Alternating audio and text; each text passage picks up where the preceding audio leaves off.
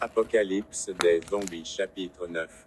Delta de la séquence de rêve 2 @Bunker Charlie épisode 2, 25 mai 2021. Et pour notre approvisionnement en matériel médical. Tout le monde était d'accord. Nous avons reculé par escouade et sommes retournés à nos véhicules. Nous étions de retour au poste de commandement installé à la pour le groupe de travail Wipe, EM Clean, à environ 1 mile au sud de l'aéroport. Les 4 escouades se reposaient. Personne n'avait hâte de rentrer. L'aéroport entier était infesté de ces choses affligées. Certains scientifiques nord-coréens fous avaient réussi à transformer tout l'aéroport en une expérience de zombies humains bio-dangereux qui avait conduit au niveau suivant. L'apocalypse des zombies. Tout ce qu'ils avaient fait au sujet de tests les avait transformés en zombies, affamés de chair et de sang chaud. Mais quels qu'ils soient et quoi qu'ils aient fait, ils ont créé ces choses affligées. Nous avons tout réalisé qu'il serait plus difficile que nous ne le pensions d'assurer la survie de l'humanité. Plusieurs jours plus tard, nous et les 3 mêmes équipes sommes retournés pour reprendre là où nous nous étions arrêtés. La première équipe comptait un soldat de moins. Mais nous devions effacer les choses affligées à tout prix.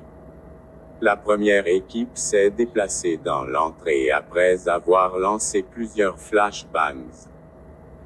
Les soldats portaient des visières qui leur permettaient de voir à travers l'épaisse fumée.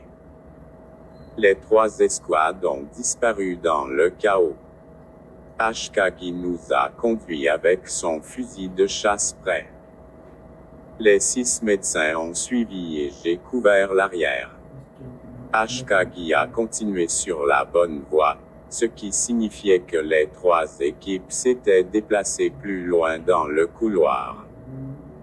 Il resta silencieux pendant les 15 premières minutes, puis un barrage de coups de feu a éclaté, accompagné de cris et de cris. Un soldat a crié « Continuez et tirez ». Quelques secondes plus tard, un autre soldat a crié « Supprimez le feu et reculez par escouade ». Une femme soldat a crié « Médecin ». Le chef de la 3e escouade a crié « Nous avons besoin de médecins ». Le médecin principal a répondu « En route ». Ashkagi menait, suivi des 6 médecins avec moi qui montaient à l'arrière. Nous sommes arrivés sur les lieux moins d'1 minute plus tard pour constater qu'il y avait un certain nombre de choses affligées empilées jusqu'au plafond avec des parties de leurs corps arrachées. Les 3 escouades avaient anéanti ces choses affligées, mais maintenant l'approvisionnement en munitions pour leurs armes principales s'était tari. Ils utilisaient leurs armes de poing. L'arme de poing avait une capacité de 27 cartouches, et les soldats utilisaient rapidement ces munitions. D'autres soldats nous traînaient leurs camarades blessés. Tous les 6 médecins sont allés travailler sous la supervision de Ashkagi. La grande majorité des blessures étaient des brûlures causées par le sang AC. S'il n'y avait pas de marque de morsure, il était alors possible de soigner les blessés. Les 3 dirigeants ont accepté de se retirer pour se regrouper et réapprovisionner les escouades en munitions. Certains des soldats boitaient et d'autres, plus gravement blessés, étaient portés par leurs camarades. Une fois que le dernier soldat blessé a été chargé dans le Hummer des médecins, une fois que les soldats étaient dans leur Hummers, nous avons tous hurlé, arrivant au complexe de fortune en moins de 5 minutes. Quelques heures plus tard, Ashkagi et moi étions dans la zone blindée de la tente des infirmiers. Le médecin principal et d'autres médecins étaient occupés à soigner les soldats blessés. Presque toutes les blessures étaient des brûlures causées par le sang acide des afflicted things. Les vêtements des soldats avaient été brûlés. Beaucoup d'entre eux ont de graves brûlures sur la peau. Le sang acide des afflicted things avait également brûlé certaines des armes des soldats, le sang pouvant brûler ou liquéfier n'importe quoi. Plusieurs jours se sont écoulés, et le groupe de travail Bigwigs n'avait pas libéré ni les 3 autres escouades de combat, ni les 3 autres escouades de combat pour reprendre la tâche consistant à nettoyer l'hôpital des afflicted things. Jusqu'à présent, nous n'avions fait nulle part près de l'atrium. Nous étions toujours dans le couloir d'entrée, l'atrium proprement dit étant à 500 mètres. Aucun des 4 dirigeants ne s'en souciait.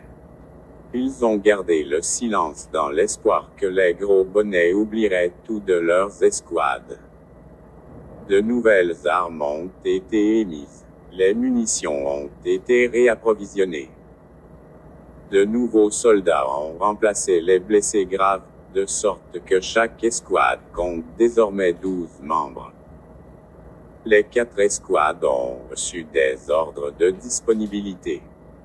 À la pause café un matin, je suis tombé sur le chef de la première escouade, un fantassin des opérations spéciales de Manille. Sa spécialité était la guerre dans la jungle. Nous avons parlé brièvement. Il pensait que j'étais médecin. Je l'ai corrigé en disant: je suis un gardien pour l'équipe médicale.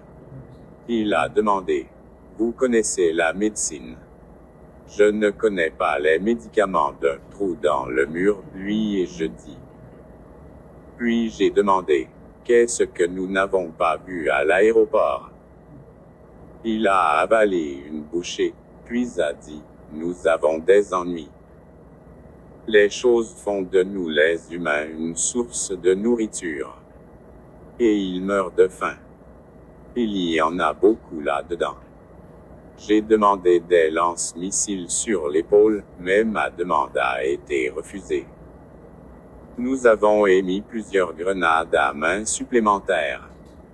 Trop généreux, et je dis: qu'avez-vous ressenti à l'idée de tirer sur l'un de vos propres soldats? Il a poussé un souffle de désespoir. Après avoir réfléchi un moment, il a finalement dit: si je suis mordu par l'une de ces choses affligées, n'hésitez pas à me tirer la tête. C'est la chose la plus humaine à faire et aussi la bonne chose à faire. Sans oublier que c'est la chose la plus compatissante à faire. Si le soldat tombé n'avait pas été réanimé, votre refus de la laisser être abattue aurait-il été maintenu? J'ai demandé. Absolument, dit-il immédiatement. Qu'est-il arrivé à la chose compatissante et à la bonne chose à faire? Et je demandai. J'avais entendu parler de ces choses, mais je n'en avais jamais été témoin avant l'une de mes soldats tombés au combat réanimé. Je ne vais pas vous tirer la tête, mais Ashkagi n'aurait aucun problème à le faire. C'est un gros salaud. Nous avons tous les deux ri. À minuit, la mission est tombée. Les autres escouades avaient subi de lourdes pertes et demandé des reinforts. Dès notre arrivée, nous avons été accueillis par des médecins et des soldats affolés. Nos 6 médecins leur ont fourni ce dont ils avaient besoin. Une douzaine de soldats gravement brûlés gémissaient. Nous ne pouvions pas y rester trop longtemps car les 3 escouades auxquelles nous étions attachés étaient